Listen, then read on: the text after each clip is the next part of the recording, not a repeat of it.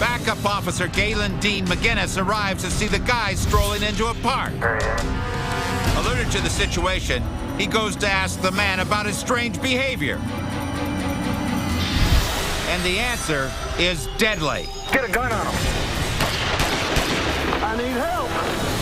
Without a word, the culprit tries to turn cop killer. Turner arrives to see his partner dodge a furious spray of bullets. Both men return fire and take refuge behind the squad car. You all right, Dean? We're okay. He's down. We got him at gunpoint. He's been shot several times. The injured offender lies only a stone's throw away. He's still got that gun pointed at you, Dean. But police can't help him unless he releases his weapon. Drop the gun! He's got his gun in his right hand, fingers on the trigger. By nightfall, the homicidal man is still fighting a losing battle. Unwrap your fingers from the gun! Still on the air at 1948. And ultimately, his stubbornness does him in as he dies from his wounds. The shooter was later found to have alcohol and drugs coursing through his veins. It may explain why he lashed out at the law. Get a gun on him. And instead of walking away with his hands on his head, I need help. Drop the gun! he chose to die with his finger on the trigger. He's still got that gun pointed at you, Dean. Blue Ash, Ohio. Patrolman Scott Knoll pulls up to a suspicious scene. A car creeping outside a high school. He tries to find out what the two men are doing, but they're not sticking around to chat. The suspects cut a wide U-turn, nearly sideswiping the cruiser. Officer Knoll alerts his department to the pursuit. I just had a vehicle try to ram me westbound on Cornell Road. It's a black Monte Carlo. And he soon learns why the pair is fleeing.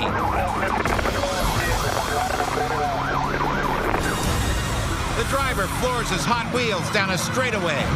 Southbound at 100 miles an hour. Converging units are forced to hold off. Don't anybody pull out.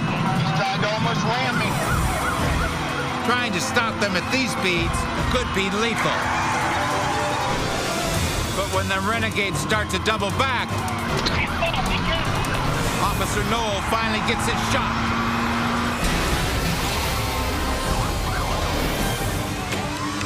He T-bones the vehicle, shocking the wheelman. A second squad car tries to block in the bandit, but he floors it in reverse, taking dead aim at some cops. They're forced to take extreme action. A lawman jumps out and fires at the hoodlum. Incredibly, bullets don't faze these fugitives. The only other approach is to keep hammering their point home. As one prowler punches a slippery sedan, Sergeant Edward Sharon moves in and nails it. But when he rushes out to make the arrest, it's a truly deadly face-off. The outlaw lurches his car at Sharon, nearly running him over. Amazingly, Sharon holds his ground and strikes back. And that puts an end to the rampage. The passenger is okay, but the driver will later die from his wounds. Armed with a stolen muscle car, this thug tried to outrun the cops and then outmaneuver them.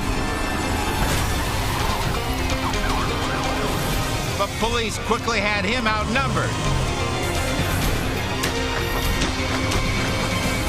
and put the brakes on his violent getaway.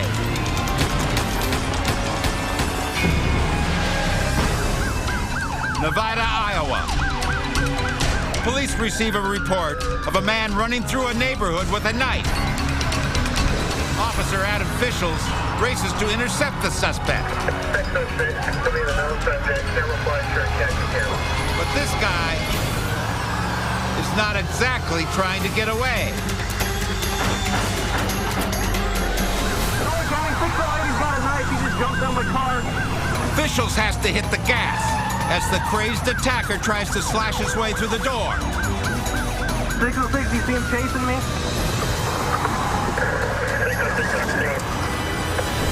Officer Kalen Fitzgerald responds and spots the suspect on his buddy's case.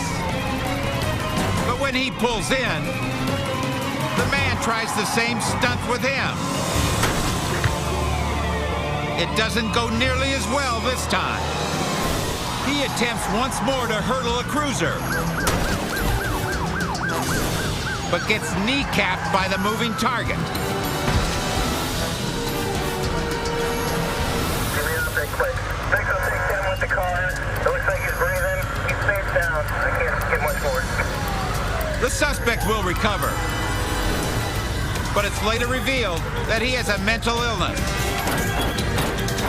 which prompted this bizarre outburst. He's got a knife. He just jumped on my car.